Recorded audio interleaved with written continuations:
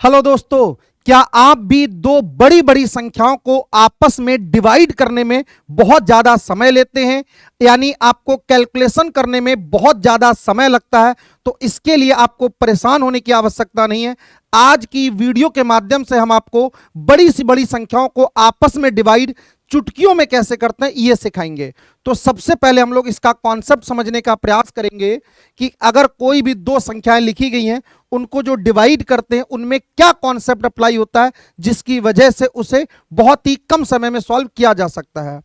जैसे कि आप लोगों को पता होगा कि a बटे बी बराबर c बटे डी लिखा गया है, यह सभी को पता होगा। संख्याओं के माध्यम से समझेंगे तो और क्लियर हो जाएगा। यानी a बटे बी बराबर c बटे डी लिखा गया है, तो इसे हम लोग क्या लिख सकते हैं? यानी a बटे बी में c बटे डी को जोड़ दीजिए। कैसे करके? तो वैल्यू आती है a प्लस सी बटे में b प्लस डी। यानी जो भी वैल्यू इसकी a बटे बी की वैल्यू आएगी वही वैल्यू c बटे डी की है, और वही वैल्यू बाबू हमारे लिए किसकी हो जाएगी? तो हम कहेंगे a प्लस सी बटे में b प्लस डी की हो जाएगी। तो इसी कॉन्सेप्ट का उपयोग करके हम बड़ी से बड़ी कैलकुलेशन को बहुत ही आसानी से सॉल्व कर सकते हैं। पहले इसका एक एग्जांपल समझते हैं कि ऐसा होता कैसे है, क्योंकि ए और बी में तो हमको बड़ा कठिन सा लग रहा है कि ए और बी लिखा है। इसको संख्याओं पर अप्लाई करके देखते हैं। जैसे एक संख्या 1/2 लिखी गई है, सभी को इसका मान पता है 0.5 होता है। 2 को हम लोग 1 को 2 से भाग दे सकते हैं। अब 1/2 के अनुपात में कोई भी दूसरी संख्या ले लेते हैं, तो हमने कहा सर 3/6 ले लेते हैं। अब देखिए 1/2 और 3/6 बराबर हैं, हाँ है ना? ठीक है। अब हमने आपसे कॉन्सेप्ट में क्या कहा है कि इस वैल्यू को हम लोग जोड़ के लिख सकते हैं। इन दोनों को जोड़ो तो 1 और 3 कितना होता है? 4, और 2 और 6 कितना हो जाता है? 8, और 4/8 भी तो बाबू 1/2 ही है। यानी जो आंसर बाबू हमारा इसका होगा वही आंसर इसका होगा, और वही आंसर हमारे लिए 4/8 का होगा।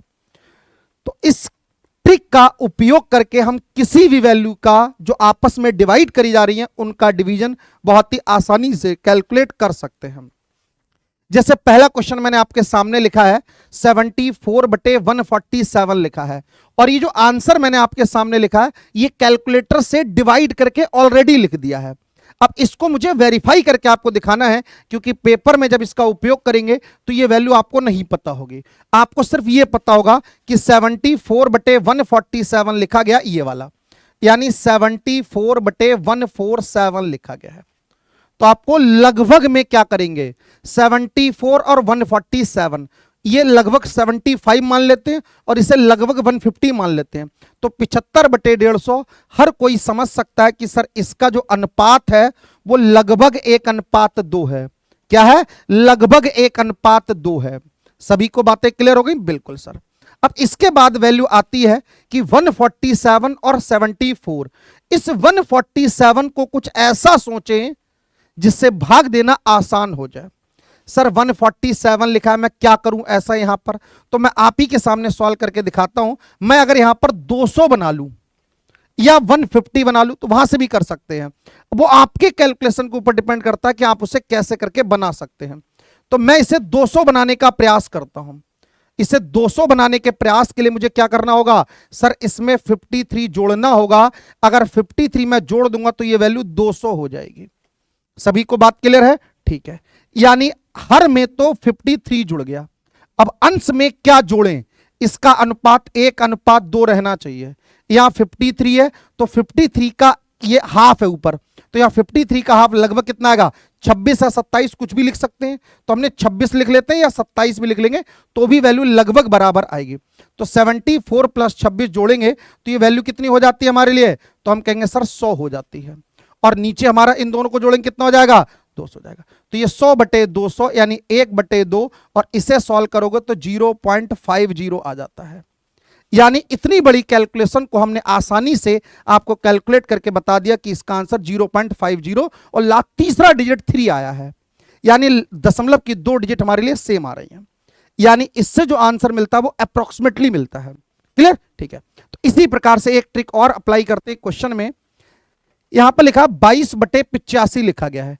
कैलकुलेशन के माध्यम से हमने सॉल्व किया, 0.2588 आ रहा है।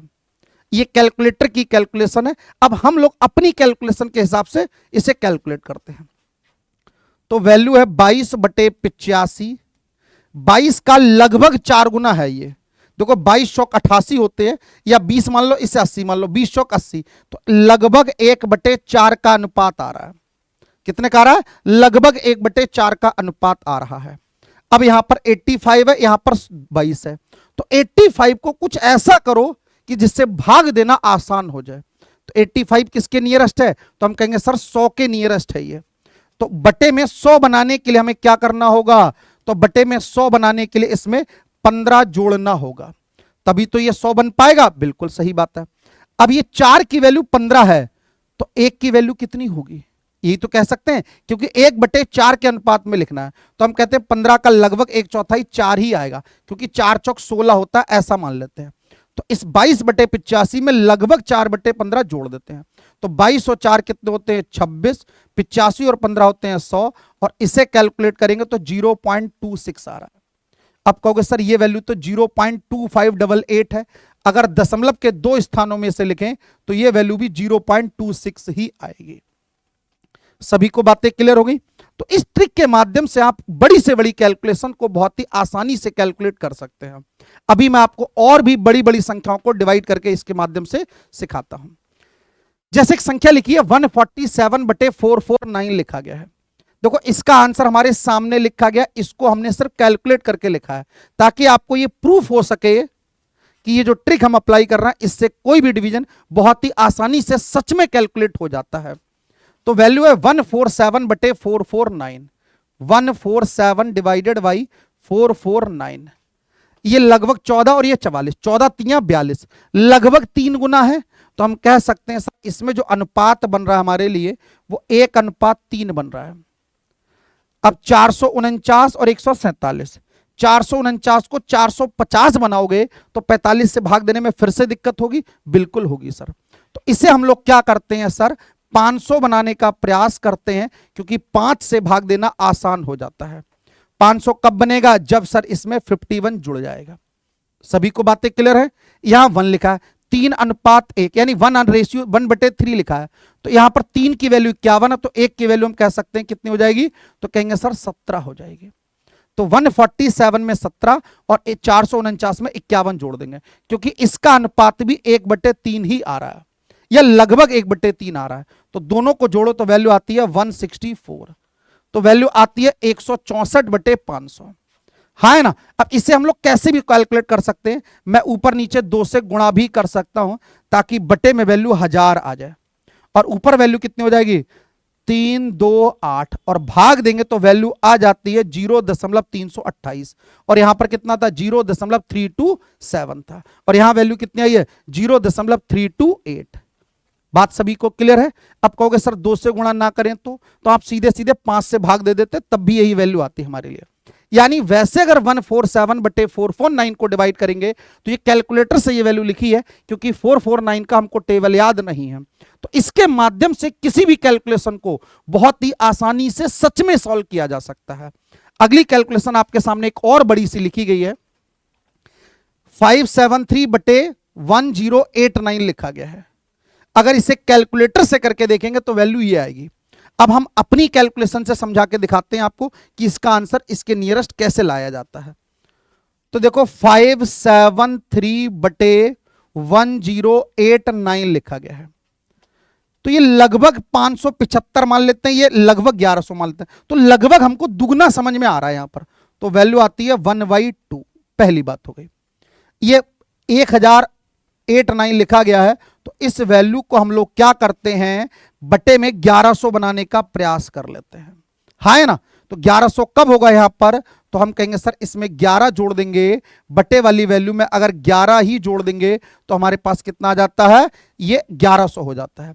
अब ये 2 और यहां 1, 2 की वैल्यू 11, तो 1 की वैल्यू कितनी कह सकते हैं? 5 मान लो या 6 मान लो, लगभग हम लोग वैल्यू कैलकुलेट कर लेते हैं यहां पर।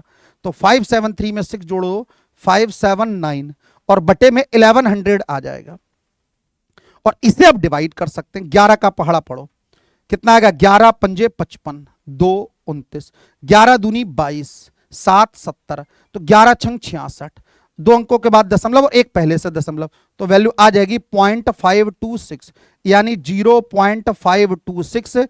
इस कैलकुलेशन से हमारा आंसर मिल गया है। और रियलिटी में देखोगे तो भी आंसर यही था, यानी जो कॉन्सेप्ट मैंने आपको सिखाया कि 2 अनुपात की वैल्यू अगर बराबर दोनों को जोड़ देते हैं तो उसका आंसर भी हमेशा सेम आता है। तो इस ट्रिक के माध्यम से आप किसी भी संख्या का डिवीजन बहुत ही आसानी से कैलकुलेट कर सकते हैं।